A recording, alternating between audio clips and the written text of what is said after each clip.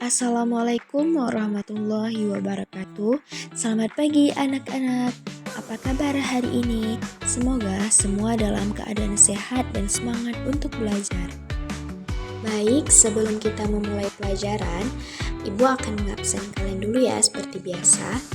Alhamdulillah hari ini kita semua diberi kesehatan, jadi hari ini hadir semua ya.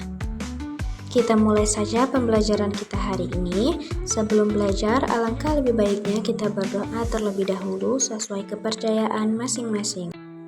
Nah, anak-anak, hari ini kita akan membahas materi tentang kini aku menjadi lebih tertib.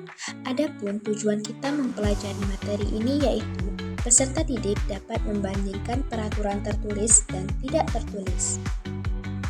Sekarang langsung saja kita masuk dalam pembahasan materi kita hari ini, yaitu tentang peraturan tertulis dan tidak tertulis. Anak-anak, apakah kalian tahu apa itu peraturan? Jadi, peraturan adalah ketentuan yang dibuat untuk mengatur suatu hal. Peraturan ditentukan untuk mencapai suatu tujuan, di mana setiap kelompok masyarakat memiliki peraturan dengan tujuan yang berbeda-beda. Peraturan terbagi menjadi dua, yaitu pertama, yaitu peraturan tertulis, adalah peraturan yang biasanya dibuat oleh pemerintah. Peraturan ini bersifat memaksa dan terikat, dan mempunyai sanksi yang tegas. Yang kedua, yaitu peraturan tidak tertulis, adalah peraturan yang dibuat oleh masyarakat yang tinggal di wilayah tertentu. Peraturan ini adalah aturan yang berkembang secara alami dalam kehidupan sosial. Peraturan ini juga terbentuk oleh kesepakatan dan kebiasaan bersama. Ada beberapa contoh peraturan tertulis dan tidak tertulis di daerah sekitar, yaitu contohnya sekolah. Peraturan tertulisnya yaitu seperti datang tepat waktu, memakai seragam sesuai kebutuhan, menjaga kebersihan sekolah, dan peraturan tidak tertulisnya yaitu seperti saling tolong-menolong, bersikap sopan dan saling menyapa, dan menjenguk teman yang sedang sakit.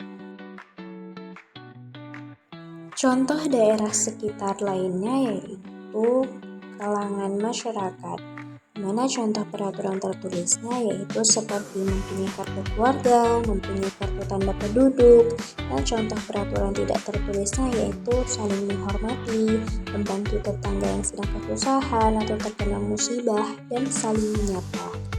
Jadi, setelah pembahasan yang sudah Ibu jelaskan tadi, coba kalian diskusikan dengan teman sebangku mengenai contoh peraturan tertulis dan tidak tertulis yang ada di sekitar lingkungan sekolah ataupun daerah kalian.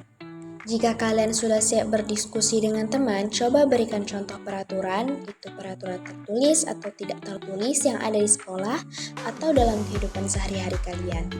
Nah, setelah kalian diskusi, kalian sudah memahami bukan materi tentang kini aku menjadi lebih tertib. Di mana untuk menjadi tertib kita harus menaati peraturan yang ada, seperti peraturan tertulis dan tidak tertulis. Yang mana peraturan itu sendiri adalah ketentuan yang dibuat untuk mengatur suatu hal dan harus kita taati. Dan peraturan tertulis itu adalah peraturan yang bersifat tetap dan harus ditaati. Kalau tidak bisa terkena sanksi yang jelas. Contohnya seperti peraturan sekolah, aturan lalu lintas, atau undang-undang. Sedangkan peraturan tidak tertulis itu seperti adat istiadat muncul dari kesepakatan masyarakat dan juga harus dihormati. Meskipun tidak memiliki sanksi yang tegas seperti aturan tertulis. Contohnya seperti tata krama, sopan santun, dan menghormati orang lain. Jadi, kesimpulannya, peraturan tertulis dan tidak tertulis merupakan dua jenis aturan yang saling melengkapi dalam kehidupan sosial. Jadi, pesan yang Ibu bisa simpulkan untuk materi kali ini yaitu, menaati peraturan itu sangat penting, baik yang tertulis maupun tidak tertulis. Dengan memahami peraturan, kita menciptakan lingkungan yang aman, nyaman, dan harmonis. Jadi, mari kita biasakan untuk selalu menaati semua peraturan di lingkungan sekitar kita. Sebelum kita mengakhiri pembelajaran kali ini, ada baiknya kita berdoa sesuai kepercayaan masing-masing. Sekian materi tentang peraturan tertulis dan peraturan tidak tertulis. Semoga pembelajaran hari ini bisa bermanfaat untuk kalian semua dan bisa kalian pahami dengan baik. Terima kasih atas perhatian kalian selama pembelajaran berlangsung. Sampai bertemu di pertemuan berikutnya. Tetap semangat belajar dan jaga kesehatan semuanya. Assalamualaikum warahmatullahi wabarakatuh.